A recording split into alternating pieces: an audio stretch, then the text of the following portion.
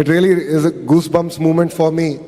Phase 1, 600 jobs will get created, and I'm sure with Dwarka Tirmal sir's push, definitely phase 2 production will also start here, and together we'll create close to 2,000 jobs here in this facility of Ashok Leyland. విన్నారు కదా, దీని అర్థం ఏంటి?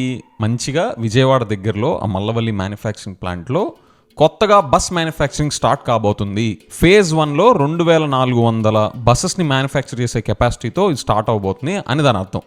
అంటే అక్కడ దాని అర్థం ఇంకోటి కూడా ఏంటి, ఇప్పటిదాకా అశోక్ లీలాండ్ బస్ మ్యానుఫ్యాక్చరింగ్ అనేది ఈ విజయవాడ ప్లాంట్ దగ్గర స్టార్ట్ అవ్వలేదనే కదా దాని అర్థం. అందుకనే కదా అది స్టార్ట్ చేస్తా ఇనాగ్రేషన్ ఫంక్షన్ చేయడం. ఇక్కడే ఒక పెద్ద ట్విస్ట్ ఉంది.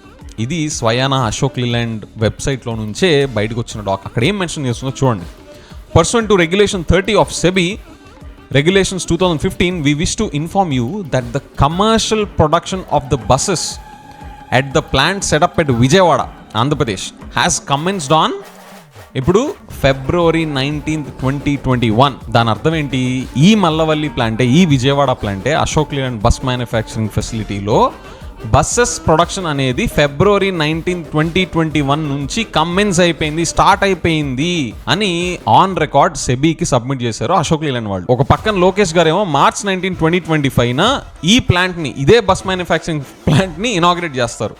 సీన్ కట్ చేస్తే అంతకు ముందే February 19, 2021 ఈ బస్ మ్యానుఫ్యాక్చరింగ్ ప్లాంట్ అనేది ఆపరేషన్స్ కమెన్స్ అయిపోయింది, స్టార్ట్ అయిపోయింది. ఇక్కడ నాది ఒకటే question, already bus manufacturing start అయిపోయిన ప్లాంట్ నే మళ్ళీ ఇనాగ్రేట్ చేయడం ఏంటి? అమరావతి రీస్టార్ట్ మీటింగ్ అని చెప్పి జరగాలి మళ్ళీ అన్నట్టుగా అమరావతికి చేశారు ఆ రీస్టార్ట్, అమరావతి రీస్టార్ట్ అని చెప్పేసి.